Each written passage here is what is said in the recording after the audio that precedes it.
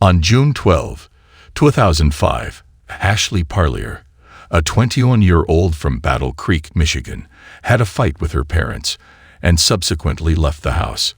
She just left, and no one ever saw her again. For years, her family and friends all thought that someone had taken her away. Nothing happened with the case for more than 10 years.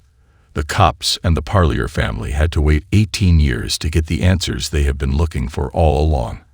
How did Ashley Parlier get hurt? Could someone have done something wrong? Hi and welcome back to our channel. If you are new here, please consider subscribing, as it helps us motivate to create more intriguing content for you. Let's have a look at the 18-year-old cold case finally solved in 2023, Ashley Parlier's case. Battle Creek is a small city in southwest Michigan that is known for its friendly areas and growing businesses. People go to the city because it is between two states and a major highway, and it has beautiful scenery. The downtown area of Battle Creek is busy and has the feel of a close-knit community. Russell and Sherry Parlier had their second child, a girl they named Ashley, on October 16, 1983. Ashley was always quiet, shy, and naive, which made it hard for her to make friends as she grew up. Her sister, Nicole Campen, said that Ashley was always nice and saw the best in people. Ashley had a small mental disability, but she was still able to enjoy life and finish Battle Creek Central High School. A young woman named Ashley Parlier, who worked at Taco Bell, saved money so she could buy a car. She fought with her parents about going to the doctor, but she did not come home after that. Her worried family reported her missing, but the investigation did not turn up many hints. False reports gave people short-lived hope, but nothing changed in the long run. Ashley's parents went to the police and had her father take a polygraph test, which showed that he had done nothing wrong. Her mother did not take the test, and then she started showing signs of having Huntington's disease. Ashley's sister thought that she went to a friend's house to blow off some steam. The cops thought she might be pregnant, so they looked for her ex-boyfriend, but they did not find any proof. Ashley's suicide attempt was found, so her body was looked for, but it was not there. The cops were sure she was dead. After 18 years of looking into the case, there was still no answer. After 16 years, the cold case of Ashley Parlier took a surprise turn in 2021. The serial killer Harold David Hallman II gave them new information, which Pennsylvania police told Calhoun County Police. Hallman asked that Tiana Phillips, Erica Schultz, and Parlier's cases be put together so that they would not have to go to trial. The Calhoun County cops found out that Hallman had talked to Parlier while she was missing. He said that he beat Ashley and left her sleeping in the northern part of Newton Township, where he also threw away his bloody clothes. Hallman was born on November 29, 1978, and he had been violent before, including killing someone in Germany. He said that he killed Joseph Whitehurst and then took him to a German school to help him get better. Hallman said that he killed Tiana Phillips and Erica Schultz, but their bodies have never been found. From prison, he told his ex-wife that he had killed Phillips, the man he had been seeing. He told her the truth to show her that he would not do that to her again. His ex-wife was scared, so she gave the letter to the police. Hallman told her he had killed a woman, but she did not believe him. He was a serial killer because all of the people he killed had something in common. They were no longer there. All of them had cuts on their heads. He did his job when he knocked them out. He did not give the bodies a proper burial.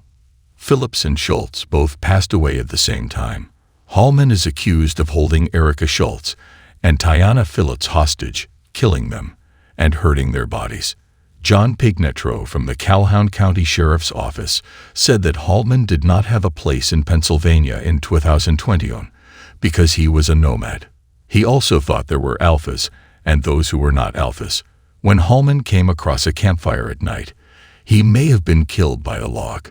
He liked to study serial killers as a hobby because he was interested in them. The police still thought he was a serial killer, even though he said he had never been caught. Hallman said that he and Ashley Parlier became better friends, which led to him having a child with her. On June 13, 2005, he admits to beating her up and killing her outside of town near a Michigan pitch. He threw away his clothes at work and kept up with the case for years. He told the Parlier family he was sorry and asked them to forgive him. Nicole, Ashley's sister, was upset when she heard how Ashley was being treated at home. Hallman's actions showed how heartless he was, which hurt Ashley's family and friends a lot. Because things were getting out of hand, Hallman killed her. He regretted killing her. He did not stop drinking for 3 weeks.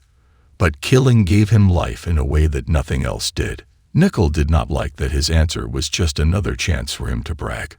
Nicole said that after her daughter died, her family had a hard time, and that their grief made Huntington's disease worse. She is now a mother herself, and she cannot understand how painful it would be not to know who could have done something so terrible. Hallman knew he could not say anything to make the family feel better, and he was ready to take any punishment they thought was fair, even if it meant being hit with a log. Nicole did not feel any better after he said sorry, though.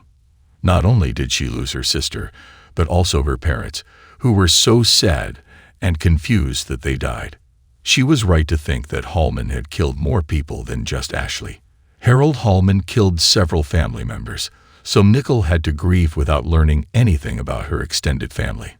Nicole was able to meet the older sisters of Pennsylvania victims through Nicole's Bring Ashley Home Facebook page. All of them hurt, so they had that in common. Nicole said that she planned to give the victim impact statement for the Parlier family, along with the sisters of the Pennsylvania victims, at the meeting for Hallman.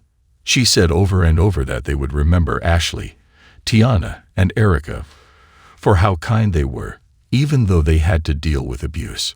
Nicole was sure that Hallman would have to pay for what he did, and they kept thinking about how much their loved ones had loved and cared for them. Ashley had left her parents' house 18 years ago because she did not get along with them. She did not go back. The cops wanted to get her back to her family as soon as possible and had been looking for answers for a long time. Hallman finally accepted what he had done, and the judges found Ashley's case hard and upsetting. Detectives and investigators have done a lot of work over the past nearly 20 years. They have worked with many different groups and in many places to find leads. They went to a wild area in Newton Township to look for Ashley's body, but her body was not there. The search for Ashley got harder as the landscape changed and time went on. But the police did not give up and kept trying to find Ashley and gather proof. Early in 2023, Hallman admitted to killing Ashley Parlier in the 2nd degree and told how he hid her body because he was afraid of getting the death sentence. He could have gone to jail for the rest of his life. In April 2023, the judge was supposed to decide Hallman's sentence. The Calhoun County Sheriff's Office kept looking for Ashley's body and asked anyone who knew anything to speak up. The search for Ashley's body went on for a long time, even though there was little chance that she would come back. Tragically, Ashley's parents, Sherry and Russell, passed away in 2020 without knowing their daughter's fate, compounding the family's sadness. Suspicions from true crime fans, police, and the media added to the stress on the family. Ashley's sudden death made a hole in their hearts that will never be filled. Even though it has been 18 years, she might not have come home yet because the cops are still looking for her body, but at least her family knows what happened. Think Harold Hallman could kill more people? How do you feel about Hallman's ask for forgiveness? Did he really have a problem with his mind? Or does he just like to kill? Tell us your thoughts in the comments section below. Until the next video, like, share, and follow.